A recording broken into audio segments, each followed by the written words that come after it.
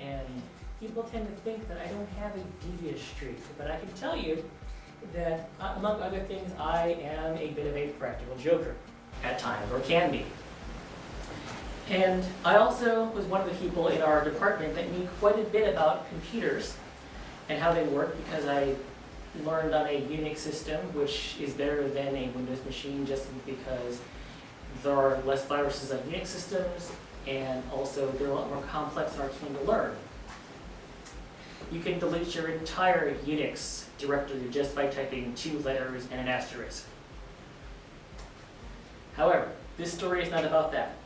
This story is about a little program called Crumble.c.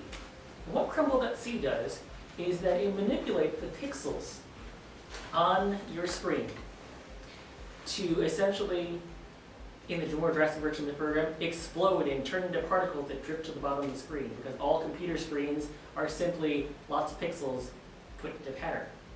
The more subtle version of this program takes letters and flips them vertically or horizontally. And what I do for a living in my day job is I am a technical writer.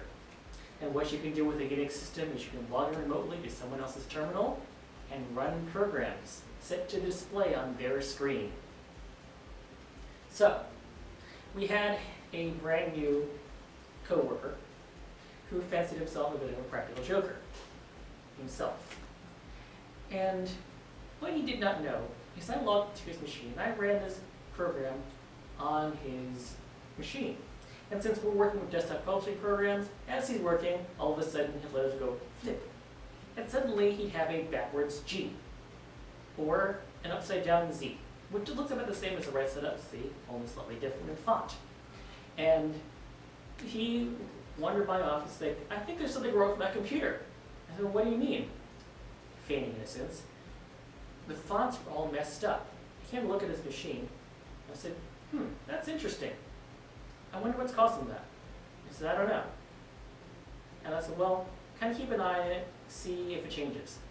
And he said, "Well, wait, let me refresh the screen." He refreshed the screen, and they all go away. Because what he did not know is that as soon as I heard next door, "What's this?" I logged into the machine, killed the program, and signed off. So when he refreshed his screen, everything was back to normal. I said, "That's interesting. Keep an eye on it and see if it happens again." About a week later, I logged into the machine and did it again. He comes back down and says, Jeff, come here, it's doing it again, only worse," because I upped the frequency level. And I said, I think I know what's going on here. Take a look at this. And I opened up one of the configuration menus in the desktop publishing program and said, "Look, it's got a Russian dictionary in it. The Russian letters are sometimes backwards and upside down. You've got probably running the Russian filter." He says, "How am I doing that?" "I don't know." "Well, what kind of fiddle with control? Sign out of FrameMaker, reset it, sign back in." Sent back to my office, turned off the program again.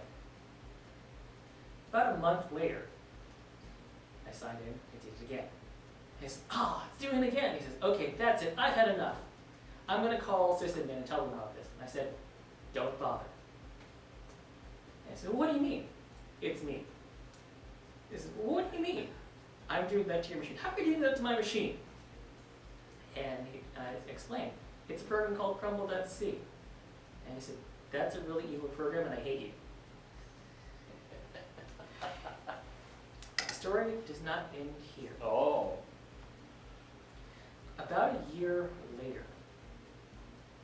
I'm sitting at my desk, and network computers for Unix have these little messages that tell you when one of the machines has gone offline, which usually is something along the lines of server 3B not responding, server 3B okay. And it's just little machine things that tell you, by the way, the machine down the hall or downstairs is offline, your machine's going to be slow for a little while because the network has to fix itself. So I'm sitting there one day and I see server 3B launching from the Cape. And I say, "That's kind of cute. Server 3B okay." A little bit later it says, server 3A launching, or taking the roll for a spin. And it's like, okay, that's kind of cool. It's server 3A okay. I go over to the coworker's office and say, "Come on, look at this." And he looks at me and said, those are really using diagnostic messages. Maybe they've done a patch. I said, that's kind of cool. I guess the Unix programmers have a sense of humor. A little bit later, my computer says, server 3B shutting down now. I was like, oh crud, save my work. Server 3A, okay. 10 minutes later, server 3A crashing. Save all your work now. I said, I just did. Server 3A, okay. Server 3A is about to get into a major meltdown. Please save your work and your neighbor's work. Server 3A, okay. I said, okay, I need to call sysadmin to tell him what's going on. And he looks at me and he says, deadpan, don't bother.